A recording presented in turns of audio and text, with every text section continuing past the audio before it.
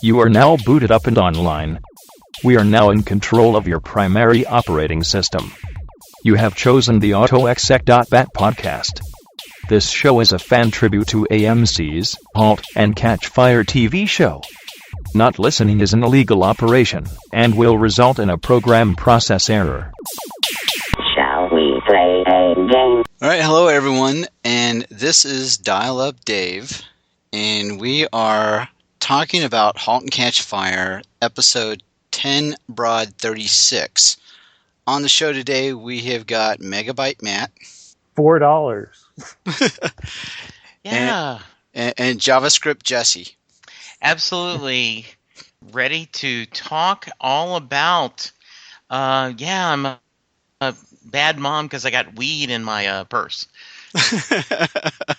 Before we even get started, do you guys understand what 10Broad36 actually means?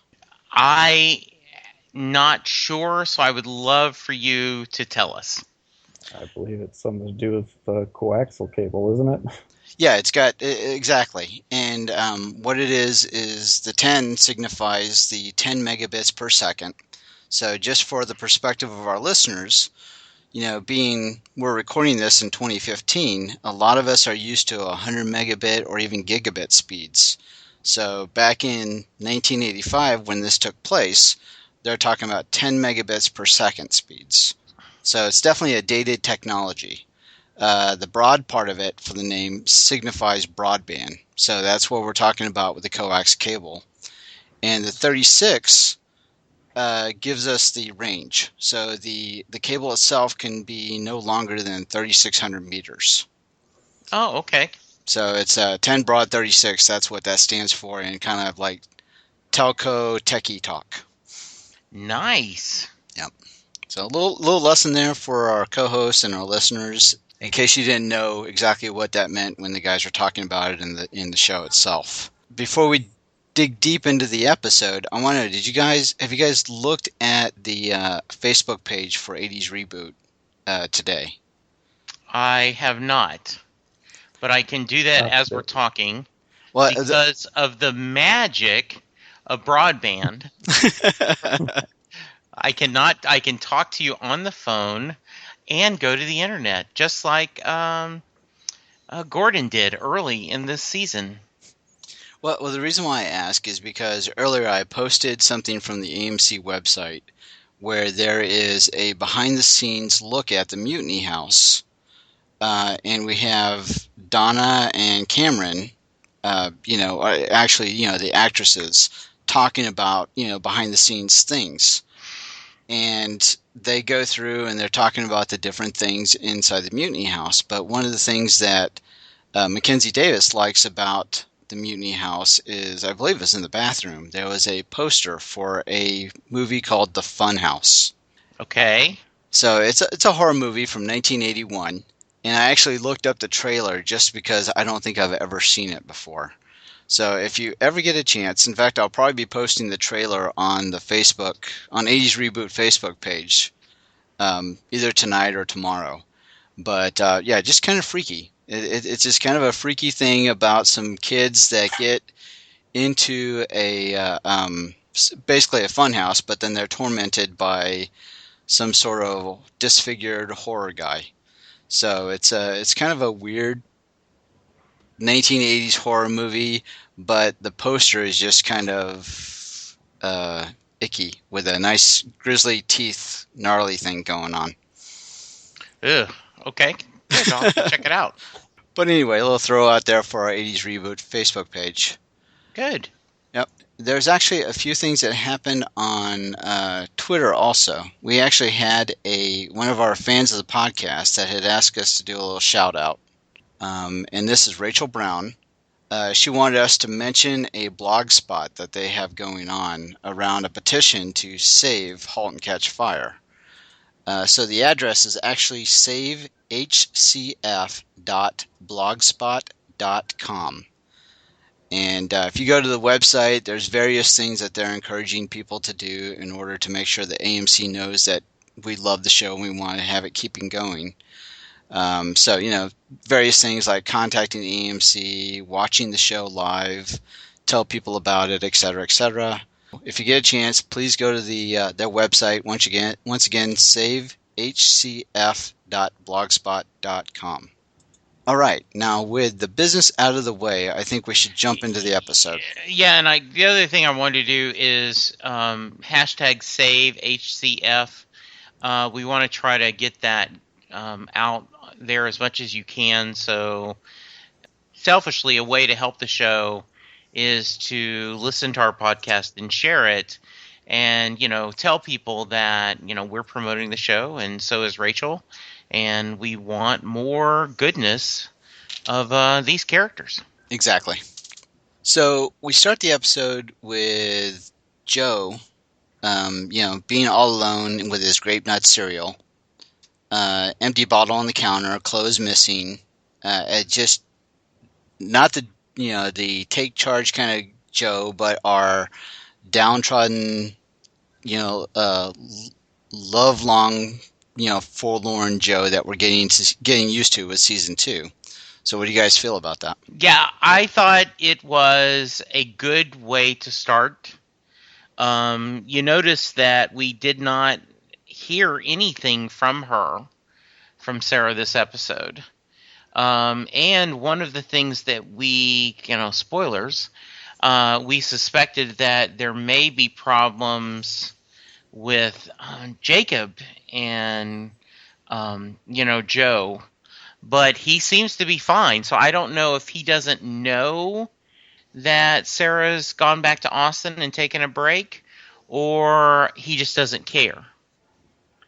But it was kind of nice to see Joe kind of, lovesick and doing, his version of a drunk dial. Please come back. If you wanted me to notice, I did.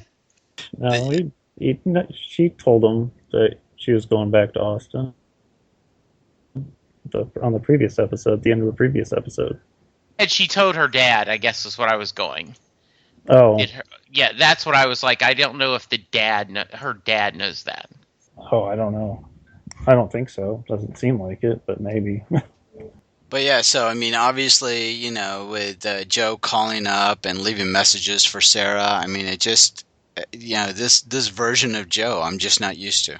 No, it's a nice change of pace from last season, and I actually like that he's a fully fleshed out human being instead of because the first season he was kind of a cartoon character doing whatever it takes to get it done, and now we see that he's actually he has feelings.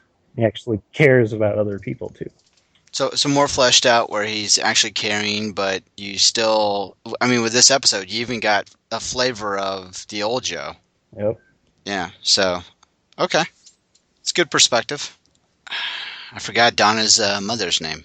But every time she's on screen, she seems to always be bad-mouthing Gordon. She is not a fan of him. No. I already talked about my crush on Annette O'Toole. Right. So we won't go that again. But yes. Anyway. Yes, she's very quickly, and we find out Donna has lost the baby. And I don't know about you two, but I bought that. I did not think she was fibbing or telling a lie. I said, okay, that's kind of interesting how they did that off camera, and that makes a lot of sense. But, sometimes people lie on this show. No. Sarcasm. I kind of saw where that was going towards, that was going to be the end result of the episode. That she was contemplating, terminating the pregnancy. Spoiler. But so I saw that that's where that was going. As she was being so dramatic through the episode, I started second guessing what I was, what I felt was going to happen. Because of how dramatic she was getting, with just in blowing up about anything. And I thought, okay, then maybe she did lose the baby, and we just didn't really, have that, we didn't see that. Hold on. Yeah, I totally agree with that because she was, and as I tweet about it, and I thought that John did a great thing by saying she just did a Cameron impersonation, right? The reason you don't like this is what the kind of crap you pull every day, and Donna's not there to save your bacon.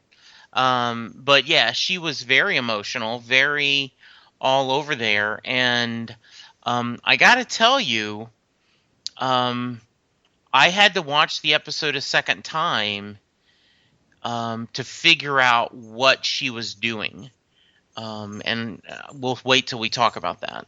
Okay. But then that was like a really interesting conversation that she was having, because she even said, maybe this is what's best, before she actually, when she was talking to her mother about having lost the baby. So it's interesting, the way the story progressed, because you kind of can tell that she's made up her mind, but she hasn't executed. Yeah, and I think she was thinking about it, right? Right. And she's setting up the story and what she's leaning that way, and so that's how she's already setting this up with her mom. When I watched this the second time, I went, "Oh my goodness," because I'm like, "What's Cameron talking about? You don't have to do this for the company because we may not have a company in the morning." And I'm like, what's she having to do? Is she going to have to, beg Jacob, or is she going to have to do Joe? And then I saw the sign in the background, and I went, oh, how did I miss that the first time? That is such a brave story choice. Right. Yeah.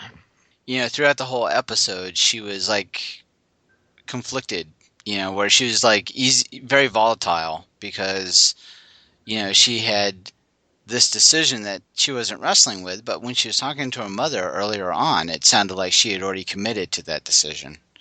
So it was kind of a nice roller coaster ride for the Donna character. I totally agree. Now, I don't know if you guys caught that, but they actually did a little throw out for our podcast name in the episode. Oh, I may have missed. Talk to me. They it was a part where AutoExec.Bat. Yeah, AutoExec.Bat. They actually did mention that word in the episode. Yes. Okay. Very nice. But it was when the programmers, or the team at Mutiny, they were trying to catch Tom in bed with Cameron, and they go out to the window outside, and they yell, or they actually yell through the door. I'm sorry, that someone broke into the AutoExec.Bat file and are giving out free user IDs. And then they go running around to the back and wait by the window to see him trying to, escape. I knew what they were doing. I thought it was hilarious because, this is the worst kept secret ever. Right. Right? Yeah.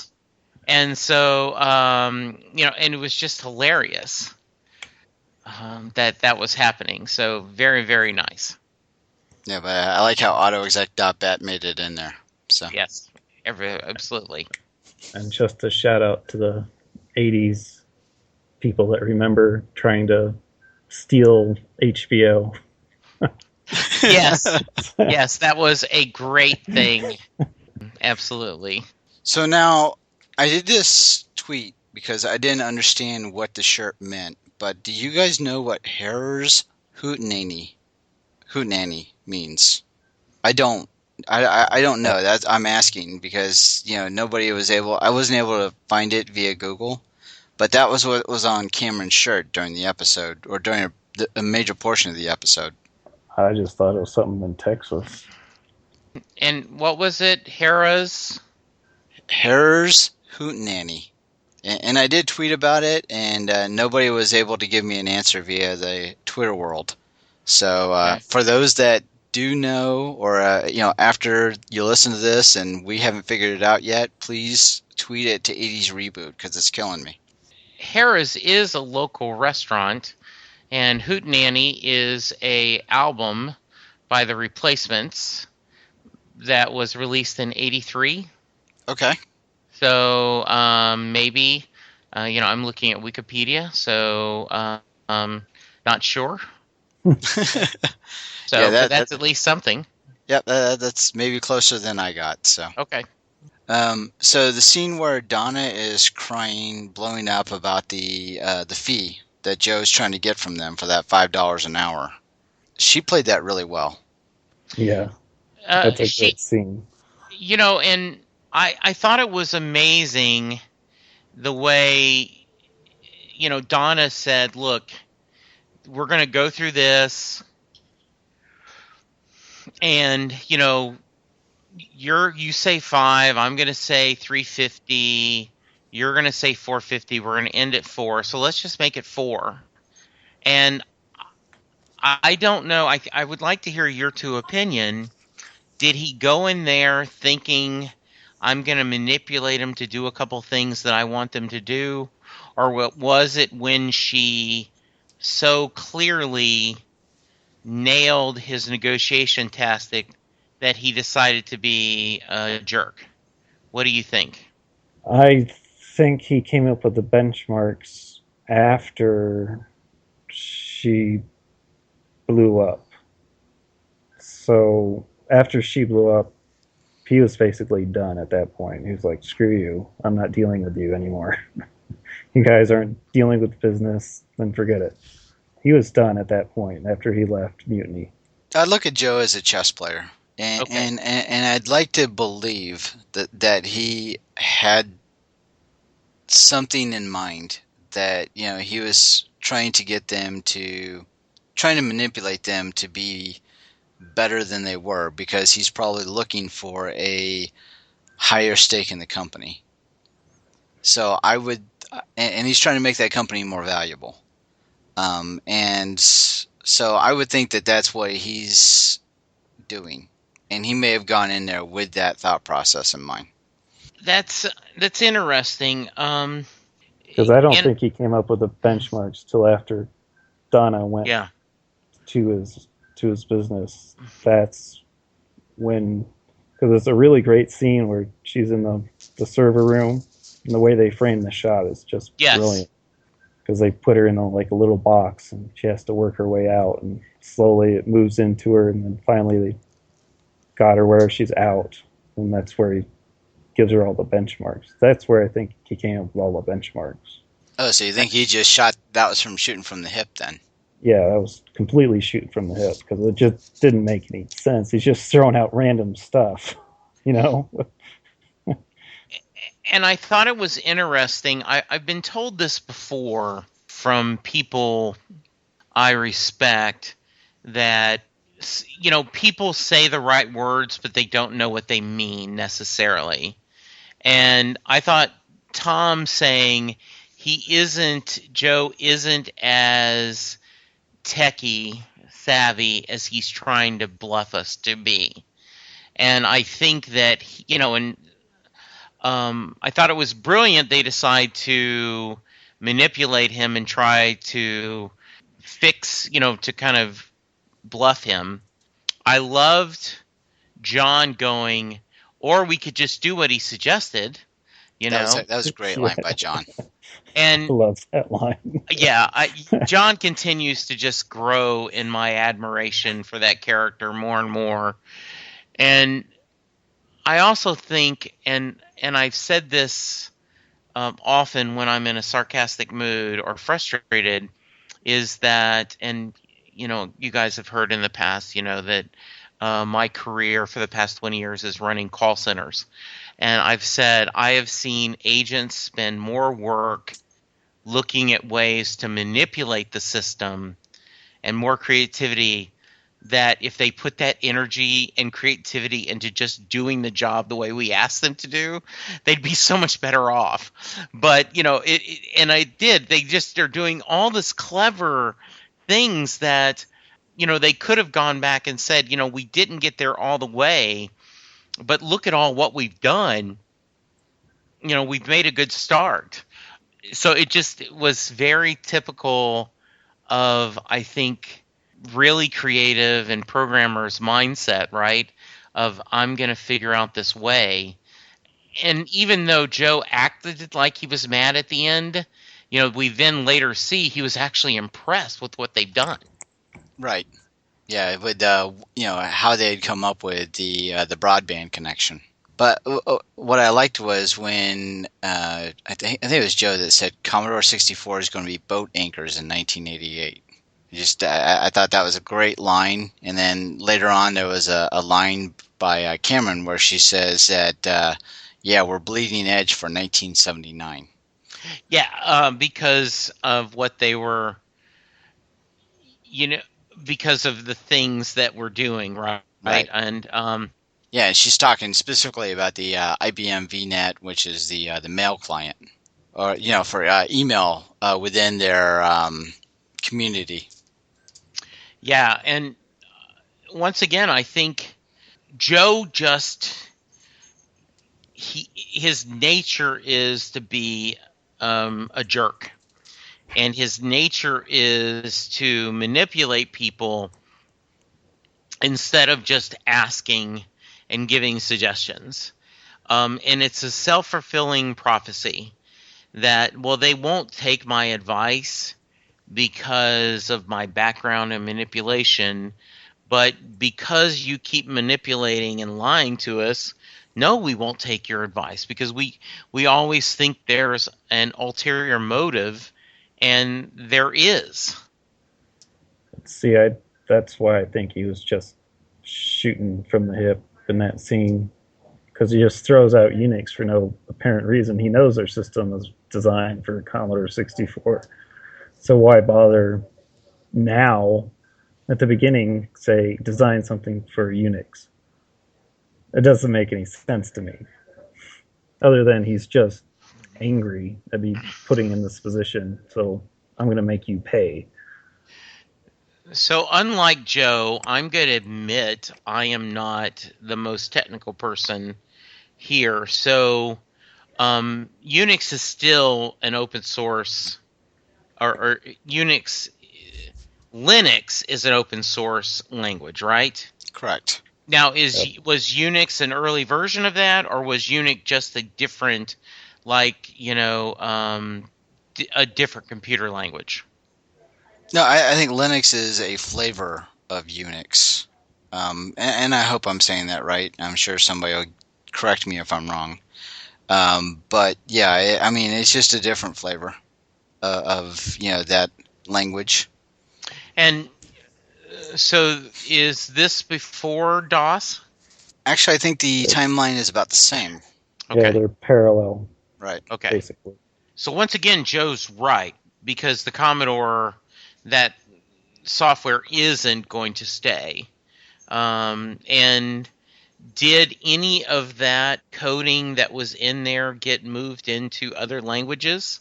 Any of the coding? I'm not sure. From the Commodore, the Commodore 64 languages, that programming language, did it get rolled into a different version of something else? Or, is he right? This is a dying language, and they would have had to, if this is a reality, they would have had to rewrite their code into something else, correct? Yeah, well, yeah, exactly. Okay.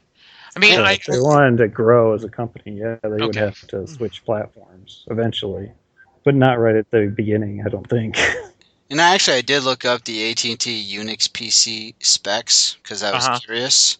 What I thought was funny was that originally it had a 5 megabyte hard drive, but later models you could get up to 67 megabytes, and the memory could go between 512 kilobytes to 4 megabytes of RAM. What we're used to nowadays compared to that technology back then, it was just it's amazing. Of the technology differences and the advancements. Where 4 megabytes of RAM is nothing. But we're even supposed to believe that Joe is business savvy. He's got to realize that Unix was nowhere near anybody's home. It had no home user base. It was either IBM PCs or Commodore 64 or Ataris. I think they still have Ataris in '85. Yeah, well, maybe it's just because it was new, and that's what appeals to a person like Joe. I don't think Unix was that new. Unix has been around forever. I mean, like since the '70s. Because that's why I think he was punishing them, because he knew that they couldn't deliver on the Unix platform. That's why I'm always saying he was punishing them. He just threw out Unix and put it on Unix. Even though it's a stupid platform to put it on because nobody had it. And why do you think he was so, as she said, $5 is what you do when you want to end the relationship? And he says that's where we are right now. Why do you think he reached that point, it seems to me, that quickly? That's just coming from Jacob. No, because Jacob said, I like Cameron. You can offer 4 if you have to, no lower than $350. So when she said 4, that was his boss had already said that was an okay number. Oh yeah, but his boss would prefer 5. So he's still trying to impress his boss, and by impressing his boss, gets his girlfriend back, that type of thing. Okay. I did not see it that way, but I'll buy it. I'll think. Okay. So his whole goal was always probably to try and stay with 5 to show that, hey, I've got 5. They're paying 5. But he was arguing with Jacob so much, it just seemed out of character for me. Yeah, because I think Joe realized at the beginning maybe he went a little too far. So maybe he has to, I don't know, maybe I'm putting stuff in the character's mouth that probably isn't there, but to me it always seemed like Joe was always trying to please his boss more than his friends. Okay. Now, at this point, I don't recall, does Joe know about Cameron and Tom? I don't think so. No. Okay. Yeah, I don't think so either. So that doesn't play into this. I do not think so. Right. Yeah, I think he's just kind of sitting there talking to him like, okay, great, All right. Good. A wolf in Unix clothing. I love that quote. Yes. Very funny. Yep. I'm pretty sure that was Cameron. Mm-hmm. Yeah, but yeah, that goes into that whole thing where they were trying to manipulate Joe into believing, that they had already adopted the technology that they didn't actually adopt. Yeah. So, but that was that was definitely a great play by them, or tried to play into them. And it was really funny, like, okay, well, there's room for a fan. Okay, we won't have a fan. We'll just boot it up before they came, and we'll make sure it's done before he's gone. Before he leave. We'll get him out of here so it won't overheat. And he of course catches it. And I love the whole. There's no room for a modem. Well, we can't use an outside modem. So it was, like I said, they spent more time working to try to fool them, and the time could have been done doing things a little more creative and something more long-term productive. Yeah, I love how they even record the dial-up sound. Yes, it's like, which is better than somebody in the background going,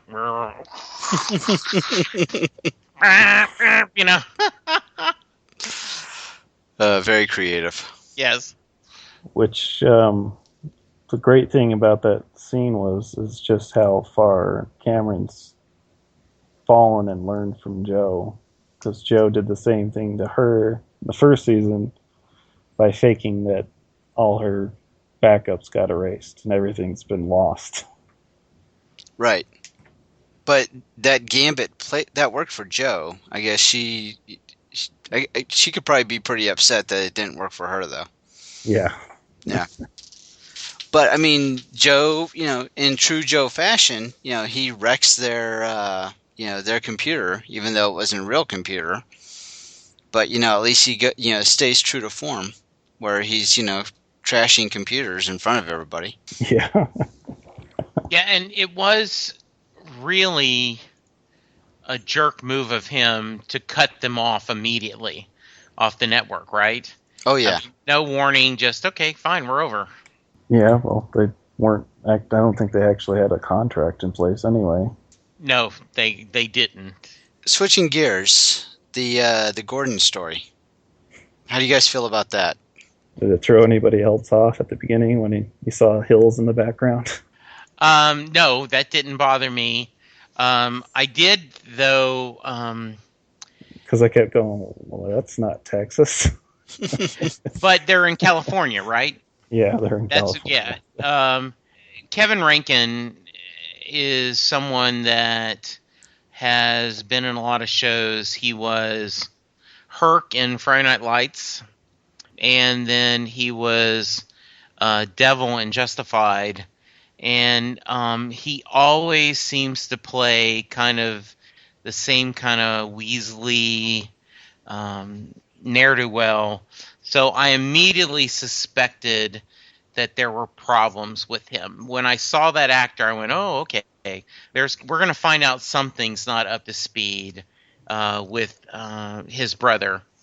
And so I thought it was a good story.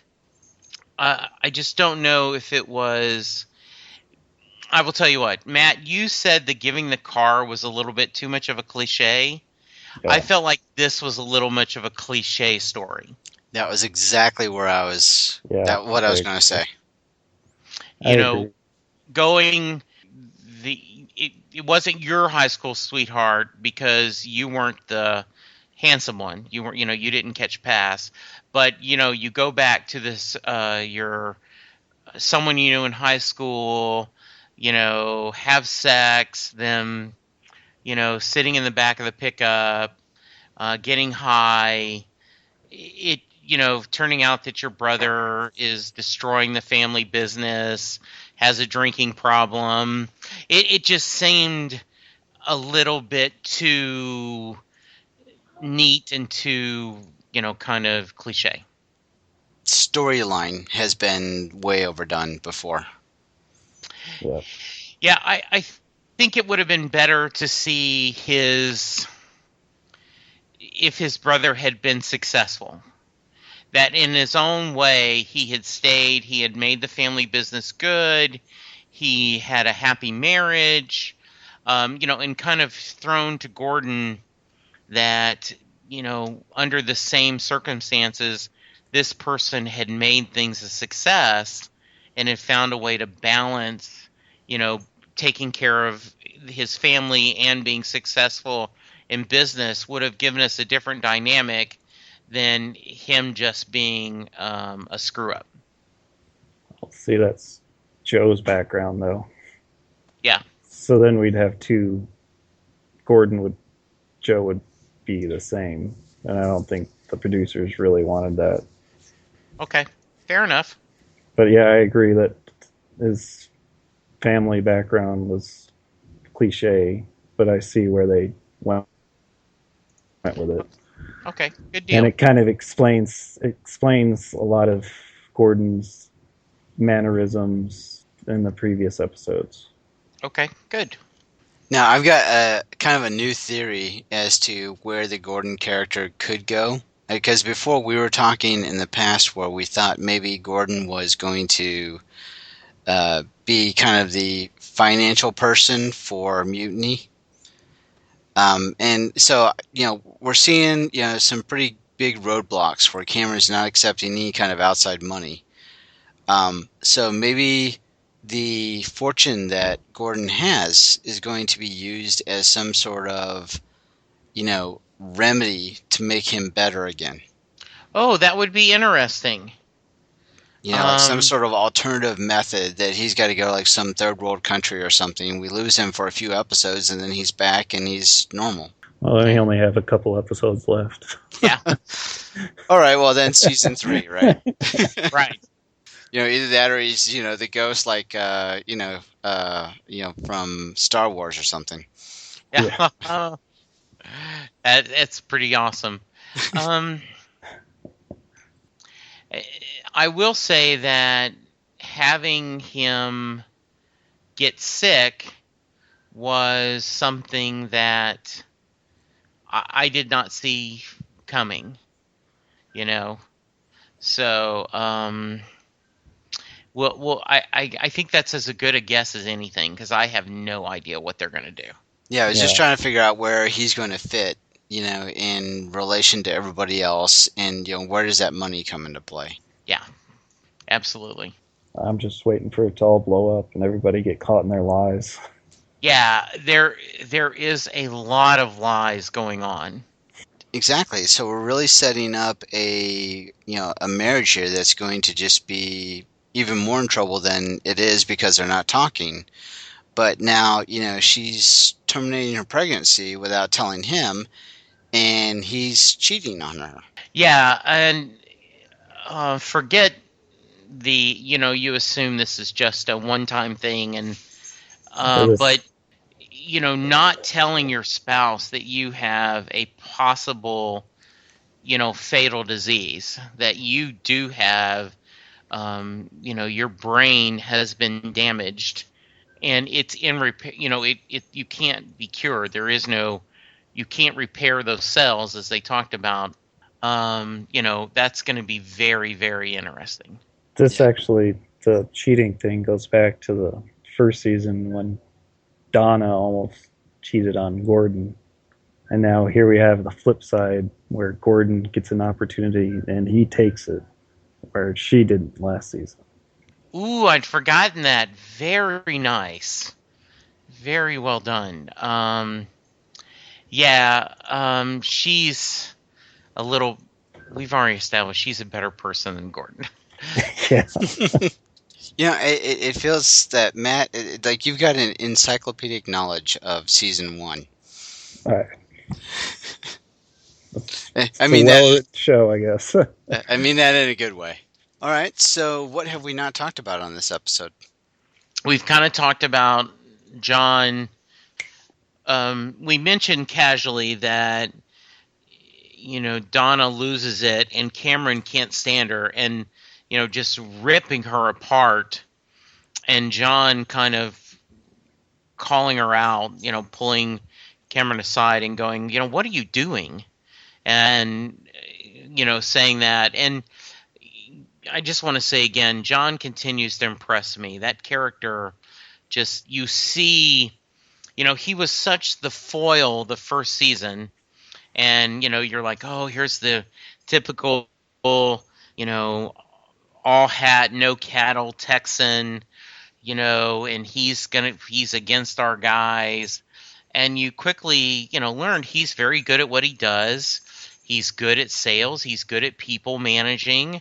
And this is somebody, that is a valuable person to have on your team. Yeah, I liked when he's talking to Cameron, where he's like trying to calm her down after Donna blew up on her. Yeah, I do too. And he says, you don't like it because it's like you're looking in a damn mirror. Yeah. Yeah, and it was, just perfect for what she needed to hear to go, oh, wait, maybe he's right. Yeah, I think it was. Yeah. Because, a person like Cameron, I don't think you can just, try to be, nice and try to say things gently. You just got to hit her over the head with it. I totally agree. She is not someone you can do subtle coaching to. Right. I mean, she is someone you have to say, Cameron, you are doing this, and so I liked seeing that. And being a good people manager, he realizes that's the type of person that he's got to, that's how he's got to interact with her. I agree. I do want to say that, didn't we call that that Joe was going to take over Mutiny? Yes, we did. Yeah. Way back I think it was in the first episode, didn't we? Yes, I think we did. Now, we also thought that the gang would get all back together, and that hasn't happened. No. Now, they have in ways that we kind of didn't expect, but yeah, much, really nice. Yeah, I think we're still waiting on a fit for Gordon, if he lives. Save And Gordon. just- Hashtag save Gordon. Yes. And just how stupid was it to give all those employees of Mutiny stock options? Mhm. Because now Yeah. Cameron's going to lose everything. Yeah, I think there should be something. We should get that. But yeah, very, very interesting. And we'll see what happens, right? Yeah. Mm. See what happens. The writing's Yeah. on the wall, though. Yes. I don't even know if they've been paid yet. Have they been paid? No, I don't think that. I think they're still working just for fun, right? I mean, for stock options and because they believe in it. Because he made the joke, right? If I had $10, I wouldn't be trying to get. I wouldn't be trying to get this free HBO. Oh, that's right. That's true. All right, so anything else we're missing? No, I think another strong episode. I loved where the team is going. I think the Gordon storyline was the weakest of this time, but everything else was really top notch. I agree. And just a special shout out. How great was that scene with Donna on the phone with her daughter? Oh, that was just so sweet and nice, and especially when you know what she had just done. Yeah. Yeah, absolutely amazing. And it's pretty powerful because because now Gordon, I'm sure, feels guilty also. Yes, Right. absolutely. And So kudos to the writers and directors for playing that one well. and I thought it was interesting too, his brother and him exploding, and I was like, did he convince his brother that he could spend the night? How did they work that out? I mean, did they call a cab and get a hotel room? What's going on? So, yeah, but just a great ending. I agree. So I think what we're left to do is give our our grade for the episode. Yes. So I'll start. I'm going to give it. The only reason the Gordon thing kept it from being a 9 or a 10, so I'm going to give it 8.5 fuzzy naked boobies. And let's just tell me if you've never taken your cable and flipped to that scene and kind of tried to see through the, you haven't lived. Yeah. All you people and you fangled digital thingamabobs, you don't know analog. All right, Matt, where are you at? I'm a good solid 6.5 meltdowns for $4. Wow, that's kind of low. So, Yeah, the Gordon storyline kind of okay, ruined it fair for enough. All right, and I would give it the megabyte. I would give it the middle. The kilobyte. I would give it a kilobyte on Kilobyte. Armstrong. Yes. Right. The scale being byte being the lowest, and then the middle one being kilobyte, and then megabyte being the top one. Yes. So then that would, Matt, that would put you in Yeah. probably low middle, I would guess. Yeah, it'd still be a kilobyte for sure. Yeah. And I'm with you, Matt. I'm not. The Gordon storyline really kind of didn't do anything for me, Yeah. and kind of took away from the episode. I love the fake technology ploy, and I love seeing what I was kind of expecting Joe to be. It's kind of come out a little bit, so that's putting me around the probably solid middle of the kilobyte range. Okay. Yeah. Very nice. So 6.5 melting discs. Yes. Yeah. I if we're going based on you guys' scale, then yeah, I'd probably go 7 if I was. But I don't have something to give it to though. I didn't think that far ahead because I'm still stuck on my scale. Yeah. I'm going to take us on a slight diversion. I don't know if either one of you are watching the new show Stitchers. I am not. Okay, No. it is. It's on ABC Family, and it's not a bad.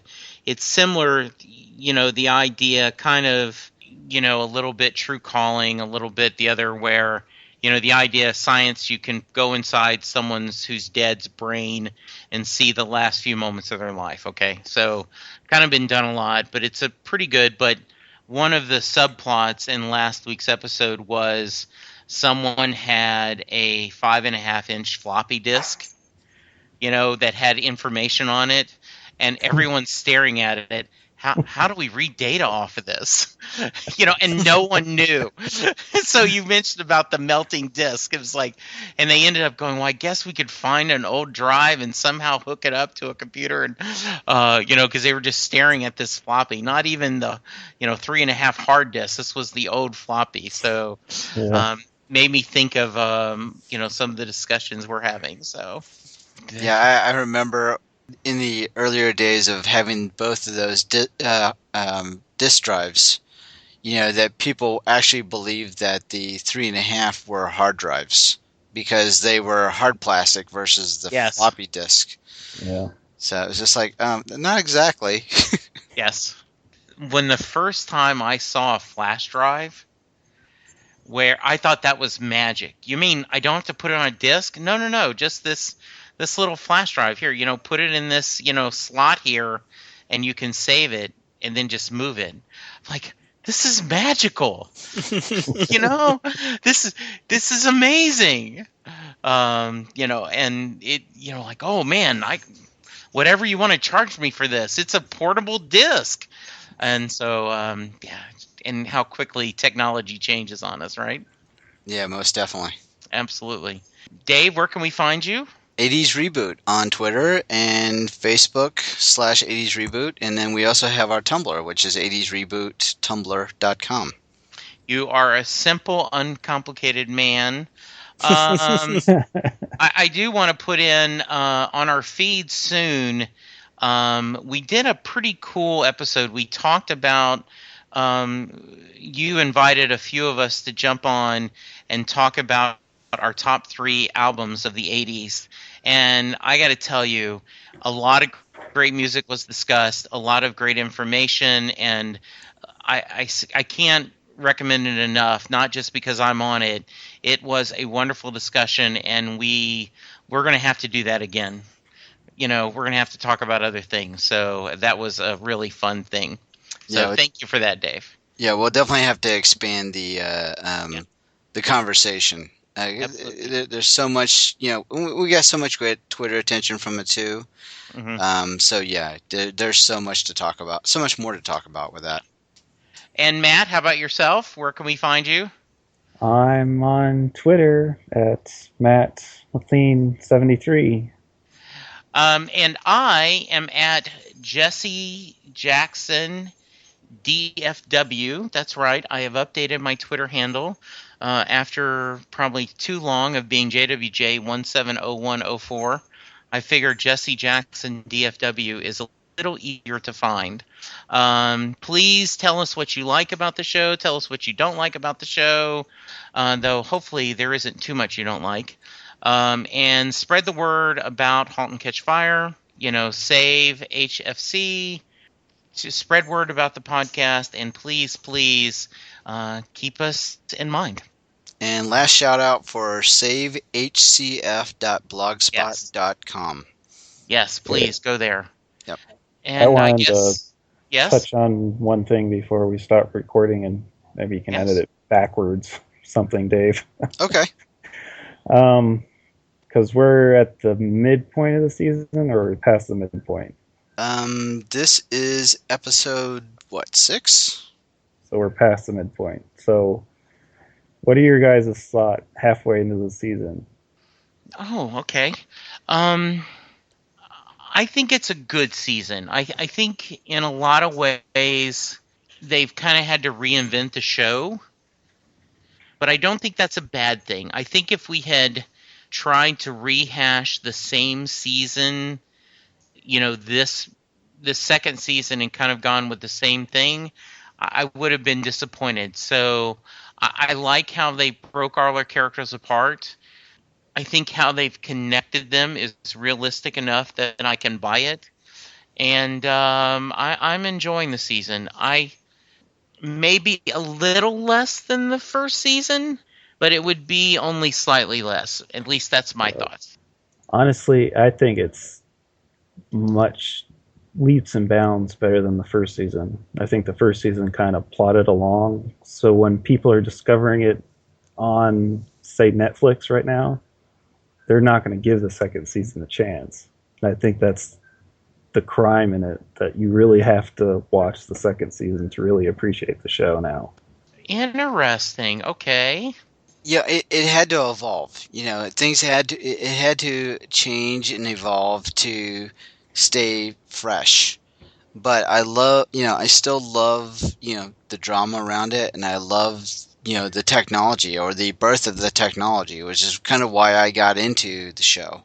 So all that is still happening. You're still seeing, the adoption of various technologies, but, around the storyline of the drama. So, I mean, the show still got me. It had me from season 1, and it still got me going for season 2. So I'm still excited about it. And I feel, it's a strong season. Great question. Yeah, very good. Because we only have 4 episodes left. There's only 10 episodes this season. Okay, wow. So we are halfway. That was a great question. Yeah, great. All right, so I guess that is it for now. We're going to Control-Alt-Delete, and we will talk to you next week. Talk to you later. Bye. Bye. Bye. We hope you've enjoyed this show. This podcast is part of the 80s Reboot Overdrive channel on Southgate Media Group. You can follow us on Facebook on the 80s Reboot group page. We're also on Twitter and Tumblr at 80s Reboot. We invite you to check out all the wonderful podcasts and blogs available at southgatemediagroup.com. And thank you for reliving the 80s.